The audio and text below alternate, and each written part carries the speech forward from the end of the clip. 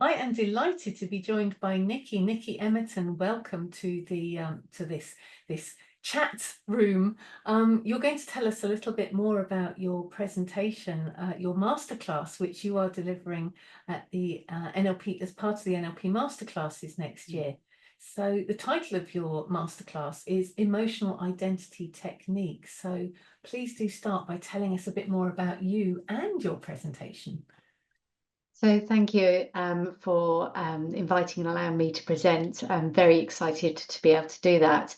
A little bit about me. I trained with Phil Parker in 2016 to master an advanced clinical hypnotherapy, master NLP practitioner.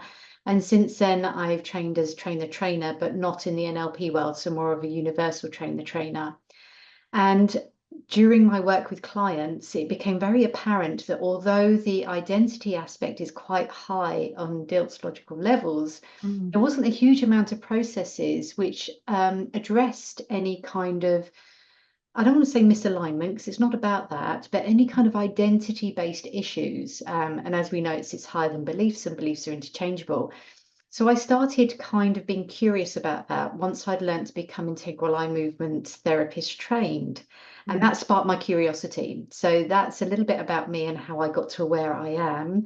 And the emotional identity technique was born out of working with quite a few clients, recognizing that there was an identity level that needed to be shifted in some way, and picking quite a lot of aspects from lots of different people. So it's been inspired by lots of well-known people around the circuit of NLP and trauma-informed coaching and the movement of integral eye movement therapy. So that kind of, and Dr. David Hamilton's, that kind of put it all together.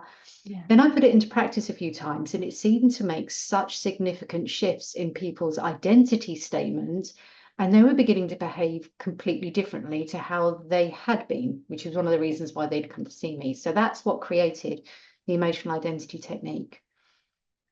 So it's a brand new model by the sounds of things It is, that delegates will enjoy learning about. So I've almost answered the question for you. So what is fresh, innovative and new that delegates will take away from your masterclass? So I think the key fresh and innovative aspects are, one, it's outcome free. A lot of processes, there are outcome free processes, but a lot of the processes in NLP are very much around creating a well-formed outcome. Where are you at point A and where do you want to be at point B, and how do you get there? This one isn't. This one comes from a place of curiosity. Where are you right now in terms of identity? Is that okay to be there? Because we're not making any assumptions that somebody's identity needs to be aligned with who they are right now. And I know that's a massive identity statement in itself. So, for example, there was a client that I test drove this with, 77 years old, quite a lot of anxiety. And one of their identity aspects was age 55, when they felt more confident and more able and more capable, and was living life according to how they wanted to. So it would be foolish to align that to their current age. So that's why it's an outcome-free process. And there are three aspects to it. All of them are outcome-free. All of them can be used individually as a technique in themselves. But when you combine them together, it takes the client on a journey from A to B, from curiosity, and they get to decide what it is that they want to change. Yeah.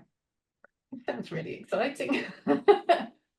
So what top tip would you give to delegates intending to come to your masterclass? So I think more than a top tip, this needs to be a prerequisite, and I'm hoping we'll be able to get that out there. To come with an open mind, obviously, and I know that everybody's going to be able to do that, but also to come with something which is quite playful in terms of a number of different items of a different shape, size, color, texture. You can do whatever you want. So coins of a different denomination would absolutely work fine.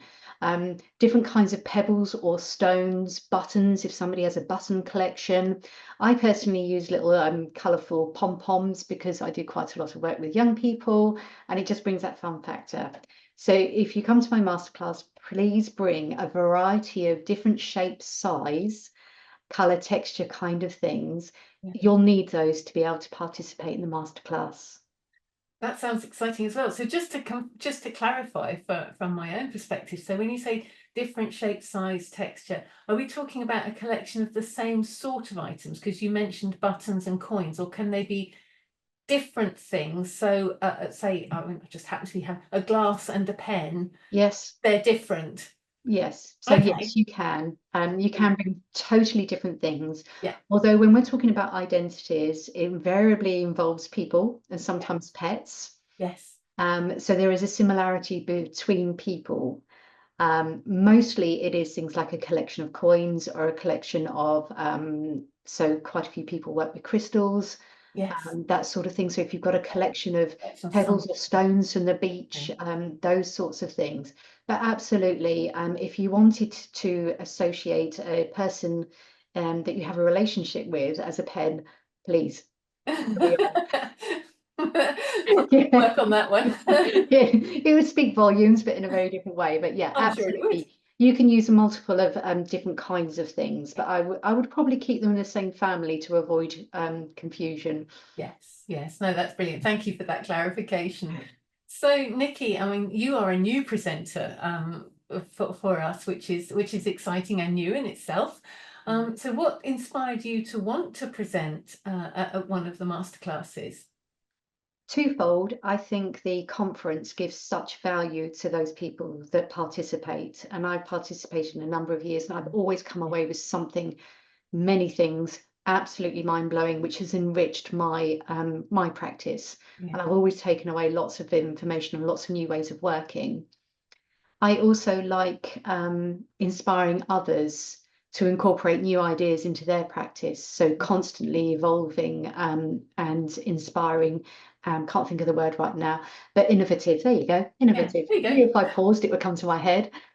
So yeah, I think part of the ethos of neurolinguistic programming is that innovation. We as human beings are constantly evolving, so why not evolve our practices? So twofold, one because of the benefit it's given me, and one to give back and hopefully inspire other people to become more curious, more playful, more innovative, and just add to their toolkit. Wonderful, thank you. I mean, I'm already excited for this one, so thank you for sharing that information. And to remind people watching, Nikki is presenting emotional identity technique as one of our masterclasses in 2025. I'm going to check. It's on Wednesday, the 9th of April, starting at 1800 hours, which will be BST by then. Yeah. And it's a 2-hour deep dive into emotional identity technique. So really looking forward to that, Nikki. Really looking forward to enjoying your presentation in April 2025. Thank you. Looking forward to it.